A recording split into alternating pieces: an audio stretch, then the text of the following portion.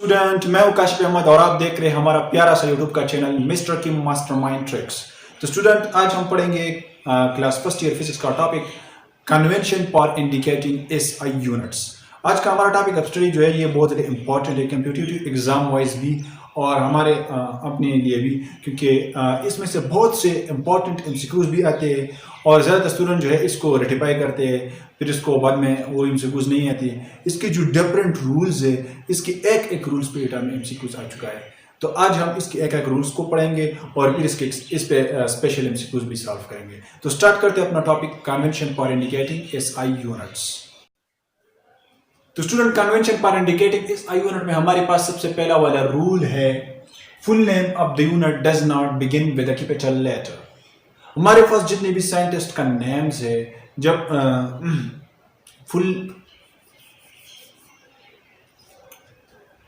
तो सबसे पहला रूल है full name of the unit does not begin with a capital letter even if named after a scientist. जितने भी units है इसका इनिशियल कैपिटल लेटर स्मॉल होगा। अगर वो साइंटिस्ट का नेम क्यों ना हो, साइंटिस्ट के नेम पे वो यूनिट क्यों ना रखा हो, आपने क्या करना है, आपने जितने भी यूनिट्स है इसका इनिशियल लेटर स्मॉल रखना है। लेट्स सपोज न्यूटन, हमें पता है कि फोर्स का यूनिट न्यूटन है, लेकिन अगर हम यहाँ पे देखें तो इसका इनिशियल लेटर कैपिटल है, तो इसका मीनिंग ये है कि ये फोर्स वाला यूनिट नहीं है। ठीक है, ये साइंटिस्ट के नेम को रिप्रेजेंट करता है। ये क्या करता है, ये साइंटिस्ट के नेम को रिप्रेजेंट करता है, ये फोर्स की यूनिट को रिप्रेजेंट नहीं करता। क्यों नहीं करता? क्योंकि इसका इनिशियल जो लेटर है वो कैपिटल है और हम पढ़ते हैं कि हमारे पास जितनी भी यूनिट्स है इसका इनिशियल लेटर जो है वो स्मॉल होगा। अब मैंने ये कैपिटल एन हटाया और इसकी जगह स्मॉल एन लगाया, तो इसका अब ये हमारे पास क्या है, अब ये साइंटिस्ट का नेम नहीं है, अब ये फोर्स का यूनिट है। फोर्स का क्या है, फोर्स का यूनिट है। तो जितने भी यूनिट्स है, चाहे वो साइंटिस्ट के नाम पे रखे हो या साइंटिस्ट के नाम पे नहीं रखे हो, इनका इनिशियल लेटर जो होगा वो स्मॉल होगा। ठीक है स्टूडेंट, तो पहला रूल आपको क्लियर हुआ। अब दूसरा रूल हमारे पास है symbol of the unit in the name of scientist has initial capital letter. हमारे पास जितनी भी यूनिट है, ठीक है, और इसमें वो यूनिट जो साइंटिस्ट के नाम पे रखे हैं तो इनका इनिशियल लेटर कैपिटल होगा। जो साइंटिस्ट के नाम पे नहीं रखे हैं इनका इनिशियल लेटर स्मॉल होगा, लेकिन जो साइंटिस्ट के नाम पे रखे तो इसका इनिशियल लेटर कैपिटल होगा। लेट्स सपोज ये जो न्यूटन है ये फोर्स का यूनिट है, लेकिन ये न्यूटन साइंटिस्ट के नाम पे रखा है, तो इसका सिंबल कैपिटल एन होगा, क्योंकि हमने इस रूल में पढ़ा symbol of the unit in the name of scientist has initial capital letter. Scientist के नाम पे जो यूनिट रखे गए हैं, अगर हम इसके सिंबल लिखते हैं तो इसका सिंबल कैपिटल होगा। अब अगर हम पास्कल पे लिखते हैं पास्कल, तो पास्कल का यूनिट जो है सिंबल जो है वो भी कैपिटल होगा, क्योंकि पास्कल जो है वो पास्कल प्रेशर का यूनिट है, प्रेशर का पास्कल। मैंने स्मॉल क्यों लिखा? क्योंकि हम पढ़ते हैं फर्स्ट रूल में कि हमने यूनिट का लेटर स्मॉल वर्ड से शुरू करना है, चाहे वो साइंटिस्ट का नाम हो या साइंटिस्ट के नाम हो। ठीक है, लेकिन हमने दूसरे रूल में ये पढ़ा कि जब साइंटिस्ट के नाम पे यूनिट रखा हो तो इस यूनिट का सिंबल कैपिटल लेटर रखना है। अब पास्कल जो है, पास्कल नामी साइंटिस्ट के नाम पे रखा है, तो हमने इसका इनिशियल हमने इसका सिंबल कैपिटल रखना है। तो यहाँ पे पी ए जो है प्रेशर का यूनिट पास्कल को रिप्रेजेंट करता है। अगर हमने स्मॉल पी ए लिख दिया तो ये गलत हुआ, अगर हमने स्मॉल एन लिख दिया तो ये गलत हुआ, ये फोर्स के यूनिट को रिप्रेजेंट नहीं करता। ठीक है, अब यहाँ पे लिखा है combination of unit is written with one space apart. अब प्रीफिक्स की ये बहुत ज्यादा इंपॉर्टेंस है। अगर मैंने ये लिखा तो बाज लोग इसको किलोमीटर भी कह सकते हैं और बाज लोग इसको किलोवन मीटर भी कह सकते हैं। ठीक है, तो प्रीफिक्स ये जो रूल्स है इससे हम ये कह सकते हैं कि ये किलोवन मीटर है या किलोमीटर है। ठीक है, तो इसके लिए जो रूल्स है इसका बहुत ज्यादा इंपॉर्टेंस है। तो हमने इस रूल्स में पढ़ा combination of unit is written with one space apart. जितनी भी यूनिट है इनके बीच थोड़ा सा डिस्टेंस होगा। लेट्स सपोज न्यूटन मीटर, अब ये रिप्रेजेंट करता है कि ये दोनों यूनिट है, इसमें से प्रीफिक्स नहीं है, ये न्यूटन है और ये मीटर है, क्योंकि हमने इसके बीच जो है स्पेस किया है। क्या किया है? स्पेस किया है। ठीक है, अब दूसरा रूल्स हम पढ़ते हैं, prefix should be written before the unit, prefix should be written before the unit with no space, space नहीं होगा। अब प्रीफिक्स जो है वो इससे पहले आते हैं प्रीफिक्स का टॉपिक, फिर हम इसके बाद ये पढ़ते हैं, लेकिन वो बहुत जरा इजी था तो इस वजह से मैंने छोड़ा कि ये स्टूडेंट खुद क्लियर करेंगे, बहुत जरा इजी था। अब मैंने तो आपको बताया कि यूनिट के बीच क्या करना है, स्पेस रखना है। तो इससे क्या होगा, जब कोई आपके यूनिट को रीड करेगा तो इसको पता चलेगा कि ये यूनिट है, इसमें से प्रीफिक्स नहीं है। और प्रीफिक्स में मैंने ये बताया कि प्रीफिक्स आपने पहले रखना है, फिर इसके बाद यूनिट लिखना है, और इन दोनों के बीच डिस्टेंस नहीं होनी चाहिए। अब मैंने ये लिख दिया, मैं लिखता हूं MS, इनके बीच स्पेस नहीं है। हमें पता चला कि इसमें से एक प्रीफिक्स है और एक यूनिट है। अब हमें किस तरह पता चलेगा कि कौन सा प्रीफिक्स है? हमें ये पता चलेगा कि पहला वाला प्रीफिक्स है, क्योंकि हमने इस रूल में पढ़ा कि प्रीफिक्स जो है हमने पहले लिखना है। तो प्रीफिक्स है, तो प्रीफिक्स में स्मॉल m कौन सी प्रीफिक्स का सिंबल है? तो प्रीफिक्स में स्मॉल m हमारे पास मिली का सिंबल है, मिली का सिंबल स्मॉल m है, जिसको हम 10⁻³ के बराबर है, 10⁻³ के बराबर है। तो ये जो रूल्स थे इसमें से ये मैंने आपको क्लियर करवाई।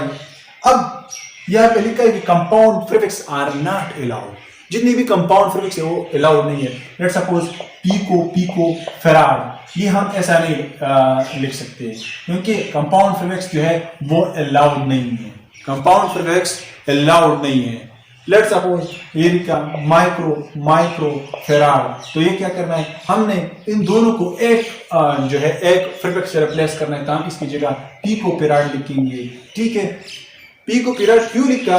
क्योंकि माइक्रो जो है 10⁻⁻6 के बराबर है, तो 2 माइक्रो थे, और पिको जो है वो 10⁻12 के बराबर है, तो दोनों एक जैसे, इस वजह से हमने लिखा। अब अगर आपको कंपाउंड प्रीफिक्स दिया हो तो गलत है, कंपाउंड प्रीफिक्स दिया हो तो गलत है, क्योंकि मैंने आपको बताया कि कंपाउंड प्रीफिक्स इज रॉन्ग। तो अब हमारा जो इंपॉर्टेंट रूल है वो लास्ट में ये है, when the multiple of base unit is raised to a power, the power applies to the whole number and not just the base unit. Let's suppose इनका कहना है कि जब बेस यूनिट पे when a multiple of base unit is raised to a power, जब base unit पे power हो। अब ये क्या है? बेस यूनिट है, ये दोनों प्रीफिक्स, इसमें से ये प्रीफिक्स है, ये यूनिट है, प्रीफिक्स ये मिली है और ये मीटर है। ठीक है, हमने किस तरह जाना? हमने इस वजह से जाना कि इन दोनों के बीच स्पेस नहीं है। जब स्पेस नहीं है तो एक यूनिट है और एक प्रीफिक्स है। कौन सा यूनिट है? पहले वाला प्रीफिक्स से बाद वाला यूनिट है। पहले वाला क्यों प्रीफिक्स है? क्योंकि हमने रूल में पढ़ा कि प्रीफिक्स यूनिट से पहले आता है। ठीक है, हमें पता चला। अब ये जो रूल्स है ये कहता है अब मल्टीपल ऑफ बेस यूनिट, ये मल्टीपल है बेस यूनिट का, has raise to a power, इस पे पावर स्क्वायर है, the power applies to the whole number not just the base unit. ये पावर इस होल ब्रैकेट में अंदर जितने भी कंपोनेंट है इसको अप्लाई होंगे, ऐसा नहीं है कि इसको अप्लाई होंगे। तो अब हम पावर अप्लाई करते हैं होल नंबर को, तो मिली की जगह हमने 10⁻³ लिख लिया मीटर इंटू होल स्क्वायर। हमने इसके साथ इसका मल्टीप्लीकेशन करना है, तो 10⁻⁻6 मीटर स्क्वायर। तो इट हमें इस तरह देता है और आपने इसको सॉल्व करना है। तो 1 millimetre square is equal to 10⁻⁻6 metre square. अब जो स्टूडेंट जो है वो इसमें से एक मिस्टेक कर जाते हैं, वो मिस्टेक मैं आपको बताता हूं, और ये ईटा में बहुत ज्यादा देता है ये एमसीक्यूज कि लेट सपोज हमारे पास 1 मिलीमीटर स्क्वायर दिया है और हमसे कहता है कि 1 millimetre square is equal to 10⁻⁻6 metre square. ये ऑप्शन फर्स्ट दिया। ऑप्शन सेकंड देता है माइक्रोमीटर स्क्वायर। ऑप्शन थर्ड देता है both A and B. Option D देता है नन ऑफ देम। तो स्टूडेंट क्या करते हैं, स्टूडेंट करते हैं कि 1 मिलीमीटर स्क्वायर है, तो स्टूडेंट सिंपली क्या करते हैं, मिलीमीटर मिली जो है 10⁻³ के बराबर है, मीटर लगा देता है, ये जो स्क्वायर है ये ऊपर एज अ होल अप्लाई करते हैं तो क्या कर जाता है 10⁻⁻⁶, इसको इसके साथ मल्टीप्लाई किया मीटर स्क्वायर। तो उन्होंने कहा कि यार option A is the correct. But जब वो ऑप्शन बी पे फोकस करते हैं तो ऑप्शन बी क्या है, माइक्रोमीटर स्क्वायर। तो वो कहते हैं कि माइक्रो जो है वो भी 10⁻⁶ के बराबर है। तो वो कहते हैं कि option B is also the correct. So option C को इस वजह से मार्क कर देता है, लेकिन ये ऑप्शन बी नहीं है, माइक्रोमीटर स्क्वायर नहीं है।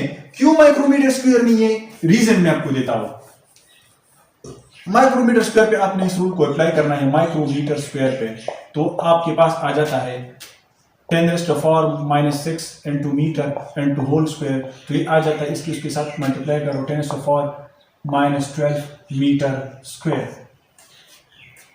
ठीक है, तो आपने वहां क्या किया, जब आपने माइक्रोमीटर स्क्वायर लगा दिया, किसी भी नंबर में बिना कुछ हुए आपने चेंज लगा दी। आपने 10⁻⁻⁻⁶ से नंबर को इतना छोटा किया कि आपने क्या किया, आपने 10⁻⁻ जो है माइक्रोमीटर स्क्वायर किया। जब माइक्रोमीटर के ऊपर वो स्क्वायर लगाता है तो फिर इससे क्या आ जाएगा, फिर इससे वो करेगा कि यार पीको स्क्वायर है, पीको पे लगाएगा, तो आपने नंबर जो है इसका बेड़ा गर्क कर दिया। तो इस वजह से हमने क्या किया, हमने जो है ये आपको क्लियर किया कि नहीं भाई, आपने जो है क्या करना है, आपने इस नंबर पे फोकस करना है। ये जो माइक्रोमीटर है ये रॉन्ग है, ठीक है, प्रूफ भी किया। अब बहुत से बुक में आपको देता है, आपने क्या करना है, आपने बेस यूनिट जो है इसके सैंपल को देखना है। अगर आप देखें तो आपके बेस यूनिट में केल्विन का लेटर कैपिटल है, किलो का लेटर जो है वो स्मॉल है। तो इससे अगर आपको ये दिया हो और ये दिया हो, और आपको आपके बुक में इस तरह की एमसीक्यूज है जिससे आपको बहुत ज्यादा मुश्किलात होती है कि यार ये क्या करे। तो ये क्या है, ये जो है ये आपको कहता है कि तो ये क्या है, और ये सॉरी ये क्या है, तो ये हमारे पास किलो मीटर है और ये केल्विन मीटर है। इसके बीच भी हमने थोड़ा बहुत स्पेस किया था, लेकिन कर लिए है। तो इस वजह से हम प्रीफिक्स पढ़ते हैं और फिक्स की ये बहुत ज्यादा इंपॉर्टेंस है। इस पे बहुत से एमसीक्यूज बन जाते हैं, लेकिन ये जो बेसिक एमसीक्यूज थी, बेसिक कॉन्सेप्ट था, इसमें जो मैंने आपको माइक्रो वाला कहानी सुना दी, वो बहुत ज्यादा इंपॉर्टेंट था। इस वजह से मैंने इसके एमसीक्यूज सॉल्व की। अब लास्ट जो रूल है, measurement and practical work should be regarded in most convenient unit, but before putting in the formula for final result, make sure that all included physical quantity is in SI unit. Let's suppose हमने measurement किया, क्या किया, measurement किया, हमने measurement किया, तो measurement let's suppose screw gauge का था, हमने मिलीमीटर में स्क्रू गेज का मेजरमेंट किया। अब हम ये वैल्यू फार्मूला में पुट करते हैं, तो हमसे कहता है कि जब आप फार्मूला में कोई भी वैल्यू पुट करते हो तो आपने क्या करना है, आपने इसको एसआई सिस्टम में इससे पहले कन्वर्ट करना है। तो हमने इस मिलीमीटर को क्या करना है, सिंपली मीटर में कन्वर्ट करना है और फिर फार्मूले में पुट करना है। ऐसा नहीं कि मिलीमीटर को डायरेक्ट फार्मूले में पुट करना है, या सिंपली अगर हमने ग्राम में मेजरमेंट किया है, ठीक है, और हम अब ये फार्मूला में पुट करते हैं, तो फार्मूला में ये हम किलोग्राम में पुट करेंगे, ठीक है, क्योंकि ये इसके एसआई यूनिट है। तो हम मेजरमेंट अपने आसान जो है इजी जो यूनिट है इसमें कर सकते हैं। लेट्स सपोज अब आप कहेंगे कि सर ने तो कहा कि आप जो है इस यूनिट में मेजरमेंट करेंगे और आपको इतनी सी छोटी चीज को मेजर करना है, और आप कहते हैं कि ये तो मीटर पे मेजर नहीं हो सकता। भाई आपके इसके लिए जो प्रिसाइज इंस्ट्रूमेंट है, इसके लिए जो प्रिसाइज यूनिट है, इसमें अपने मेजर करना है। लेकिन जब आप फार्मूले में वैल्यू पुट अप करते हो तो क्या करना है, आपने इस यूनिट में कन्वर्ट करना है, ठीक है स्टूडेंट। तो स्टूडेंट अगर आपको मेरा ये वीडियो अच्छी लगी हो तो प्लीज सब्सक्राइब कीजिए मेरा चैनल और साथ में बेल आइकन को भी दबा दीजिएगा। Thank you very much, Allah Hafiz.